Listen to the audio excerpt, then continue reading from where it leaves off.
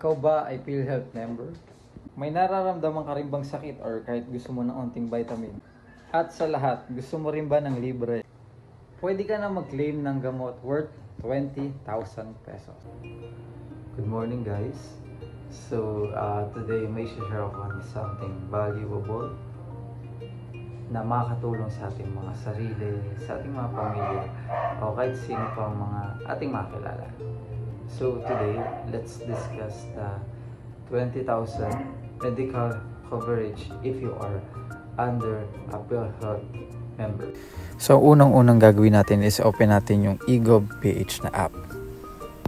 So kung wala pa kayo nitong app is pwede kayo mag-install sa Play Store if you are using Android phone, and then sa Apple Store if you are an iOS user.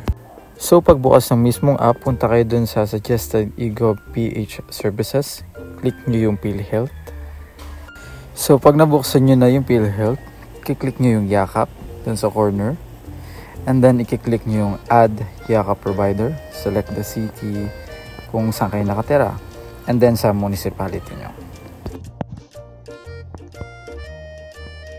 Once done, click search, and then pipili kayo dito sa list ng isang provider or lugar na kung saan pwede nyo i-pick up yung gamot.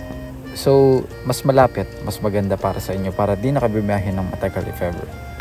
And then after nun, click select, proceed, and then it was added on the system. So once you're done, pwede ka na pumunta sa clinic na napili mo at magpareseta sa doktor. So guys, please take note that the 20,000 na binigay ng PhilHealth is consumable for 1 year. For reference, this is the basic instruction sa pag-claim ng gamot. At kukuha lang tayo ng gamot sa accredited provider. Ito rin yung mga sample ng mga gamot. And lastly, ito yung mga listahan ng mga accredited gamot providers na kung saan pwede kayo mag-pick up ng gamot. At para ito sa mga taong nakatira sa Quezon City, Alabang, Cubao, Santa Cruz, Manila, Parañaque City, Navotas City, Quezon City, at sa mga taong nakatira sa Taguig City. So, hi guys. So, this is JB and this is my first video.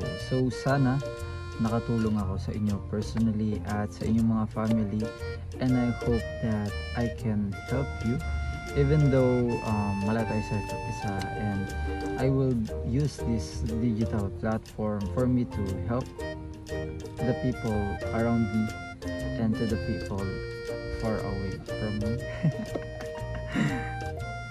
Kidding aside, thank you so much, and